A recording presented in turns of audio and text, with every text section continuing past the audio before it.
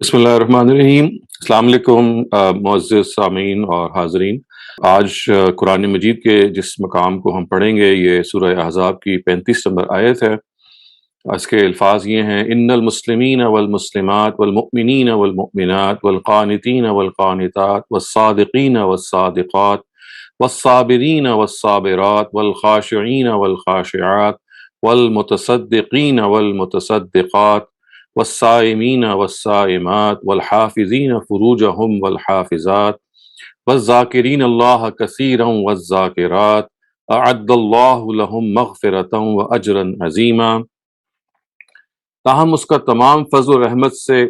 सिर्फ उस घर के साथ ख़ास नहीं है, यानी मुराद अल्लाह ताला का घर है। हकीकत ये है कि जो मर्द और जो औरतें मुसलमान हैं, मोमिन हैं, बंदगी करने वाले हैं, सच्चे हैं, सब्र करने वाले हैं, अल्लाह के आगे झुक कर रहने वाले हैं, खैरात करने वाले हैं,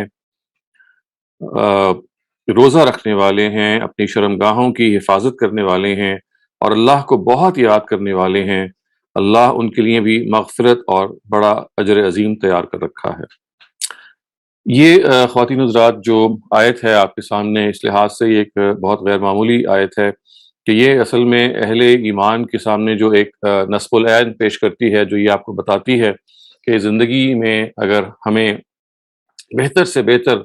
अपनी हैसियत को और अपनी शख्सियत को और अपने किरदार को अगर मुतय्यन करना है, तो उस सिलसिले में वो क्या अहम ख़साइस हैं, वो क्या क्वालिटीज़ हैं कि जो एक बंदा मोमिन के अंदर पैदा होनी चाहिए। आपने ये भी देखा यहाँ पे इन आयात के अंदर कि दोनों जो मर्द और औरत हज़रात हैं, दोनों को इसमें मुखातिब किया गया है। सिर्फ कुरान मजीद ने अपने मारूफ स्टाइल के मुताबिक मर्दों को नहीं मुखातिब किया, और जहाँ पे ख़वातीन को ख़ास तौर से इस तरह से मुखातिब किया जाता है, वहाँ किसी चीज़ की अहमियत को और किसी चीज़ की जो यूँ समझ लीजिए कि का जो इहाता है हमारी ज़िंदगी में, उसको बयान करना मकसूद होता है। तो इस वजह से ही बताया गया कि ये जो क्वालिटीज़ हैं, ये जो ट्रेट्स हैं, ये जो आपके सामने ख़साइस बयान किए जा रहे हैं, ये अपनी नेचर में ख़वातीन हज़रात ऐसे हैं कि जो मर्द और ख़वातीन दोनों को अपने अंदर अपनाने हैं। अगर उनको अपनाएँगे तो उनके अंदर वो शख्सियत पैदा होगी, वो किरदार पैदा होगा कि जिसके बारे में आखिर में ये कहा गया कि अअद्दल्लाहु लहुम मग़फ़िरतन व अजरन अज़ीमा, कि अल्लाह ताला ने ऐसे लोगों के लिए मग़फ़िरत और अजर अज़ीम तैयार कर रखा है। देखिए, सबसे पहले जो क्वालिटी बयान की गई है वो है इन्नल मुस्लिमीन वल मुस्लिमात, यानी वो मर्द और औरतें जो मुसलमान हैं। यानी यहाँ इस्लाम का जो ज़िक्र है, मुसलमान होने का जो ज़िक्र है, ये इस पहलू से है ख़वातीन व हज़रात कि अल्लाह ताला के आगे जितने भी हमारे हमें हमें अहकाम दरपेश होते हैं, उसमें हम किस तरह से अपना सर तस्लीम ख़म करें और कभी बेचूनो चरा, जैसे कहते हैं ना, अल्लाह ताला की इबादत और उनकी इताअत में अपने आप को हम वक्फ कर दें और खुदावंद ताला के सामने सबमिशन, जिसको हम इस्लाम के नाम से याद करते हैं, ये उसकी एक याद दहानी है कि अगर हम अपने अंदर अल्लाह ताला के से मग़फ़िरत चाहते हैं और वो चाहते हैं कि हमारे लिए जो उसने जन्नत की शक्ल में एक अजर अज़ीम तैयार कर रखा है, उसकी पहली शर्त ये है कि हम खुदावंद ताला की इताअत के अंदर अपने आप को झोंक दें, मुकम्मल तौर पे खुदावंद ताला की इताअत को इख्तियार करें। और इसकी जो निशानी है वो ये है कि जिस हुक्म को बात के वो हमें मालूम हो जाए कि वो खुदा का हुक्म है, उसके पैगंबर का हुक्म है, तो उसके बाद सर तस्लीम ख़म। ये ज़रूर है कि उसकी आप हिकमत समझने की कोशिश करें, और हिकमत समझने से इंसान के अंदर एक एतमाद पैदा होता है, इत्मीनान पैदा होता है। लेकिन ये नहीं होना चाहिए कि उस हिकमत को आप इस तरह से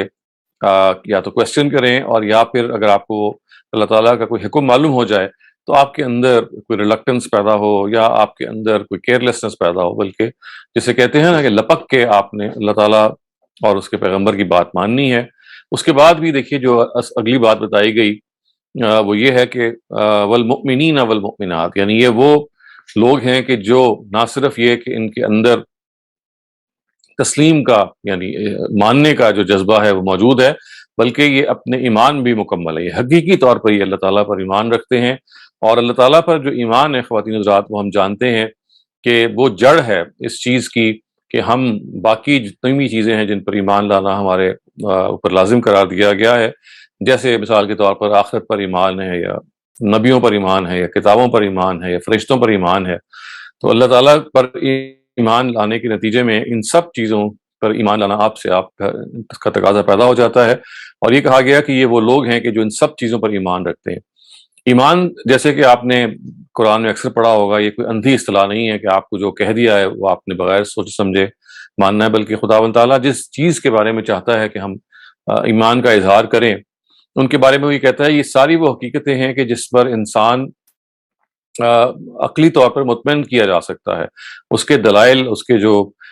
جتنے بھی اس کے حق میں ریزننگ ہے وہ موجود ہے، تاکہ جس چیز کو آپ کو ماننے کو کہا جا رہا ہے وہ کوئی بلائنڈ فیتھ کے طور پہ نہیں کہا جا رہا، بلکہ وہ ایک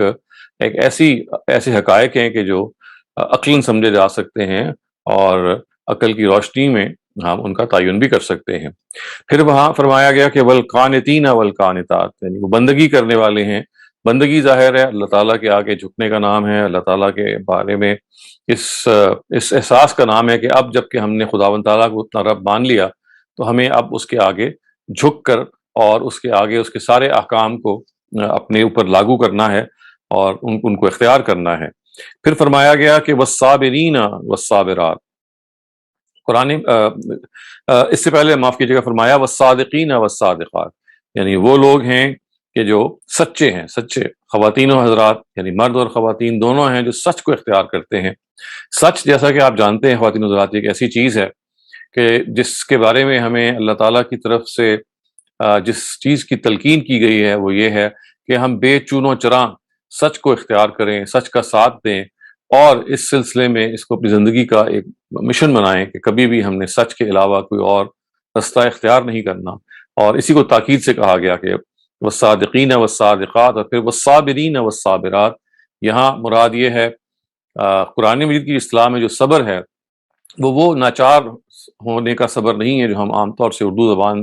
میں واقف ہیں، کہ جب ہم یہ کہتے ہیں کہ جب کچھ کرنے کو نہیں ہو اور جب ہم یہ سمجھیں کہ اب چارہ اس کے سوا کوئی نہیں ہے کہ ہم ایک لحاظ سے ایک رک کے بیٹھ رہے ہیں، اس سے ہم عام طور سے صبر کو تعبیر کرتے ہیں اپنی زبان میں۔ لیکن قرآن مجید میں جس صبر کو اجاگر کیا گیا ہے اس کا صحیح جو ترجمہ ہے وہ ثابت قدمی سے ادا کیا جا سکتا ہے، یا پرسیویرنس سے ادا کیا جا سکتا ہے، یعنی وہ ثابت قدم رہتے ہیں، مشکلات میں، پریشانی میں وہ ڈگ نہیں ڈالتے۔ ان کے ہاں صبر کوئی ایک لاسٹ آپشن نہیں ہے، بلکہ وہ ڈٹ جاتے ہیں، وہ مقابلہ کرتے ہیں، تو یہاں ثابت قدمی کا مفہوم ہے۔ اور پھر کہا گیا کہ والخاشعین والخاشعات، یعنی وہ اللہ تعالیٰ کے آگے جھک کر رہنے والے ہیں۔ جھک کر رہنے والے ہیں یعنی کہ اس کے احکام کو، اس کی رضا کو، ان تمام چیزوں کو جس سے وہ خوش ہوتا ہے،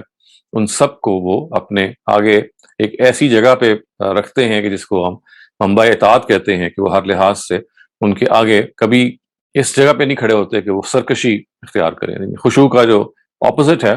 وہ سرکش نہیں ہوتے، اس معاملے میں وہ کبھی ریبیلیس نہیں ہوتے، بلکہ ان کے ہاں یہ خشوع موجود ہوتا ہے۔ اور پھر فرمایا گیا کہ والمتصدقین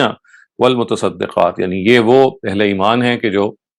اللہ کی راہ میں دینے والے اور دینے والیاں ہیں۔ اللہ کی راہ میں دینے والے، ظاہر ہے ہم سب اس سے واقف ہیں کہ خداوند تعالیٰ نے جو ہمیں نعمتیں دی ہیں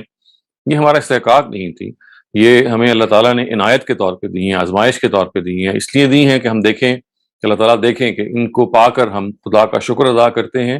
اور شکر ادا کرنے کی جو سب سے بڑا ذریعہ ہے وہ یہ ہے کہ ان نعمتوں کو ہم بانٹتے ہیں کہ نہیں،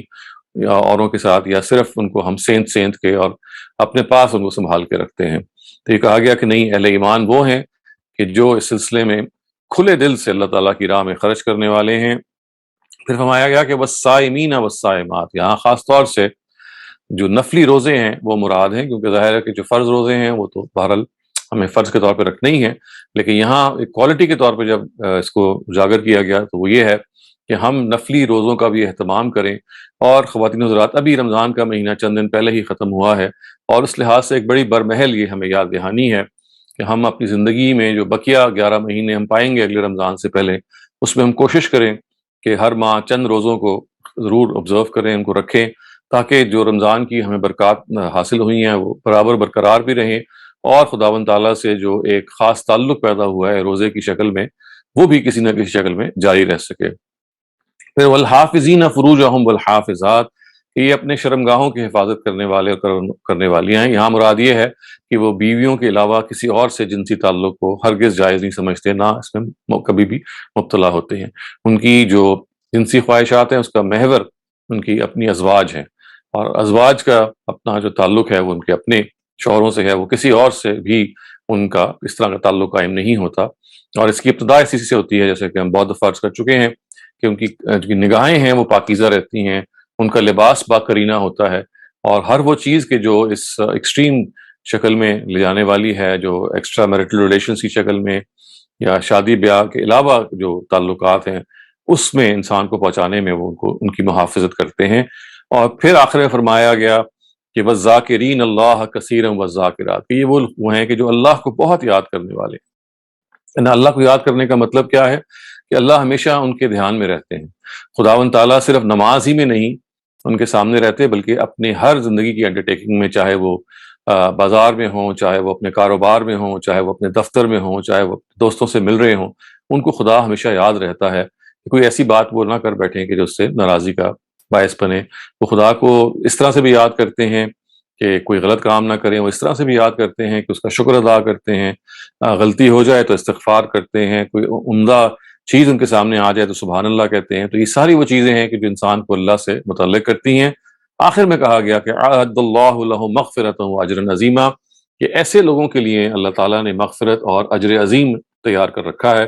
اور اس لحاظ سے خواتین حضرات، یہ ایک بہت بڑی بشارت ہے ہمارے لیے کہ اگر ہم اپنی زندگی میں ان خصائص کو پیدا کر لیں، ان اوصاف کو پیدا کر لیں، تو اللہ تعالیٰ کی طرف سے مغفرت اور ایک اجر عظیم کا وعدہ ہے جو اس آیت میں کیا گیا ہے۔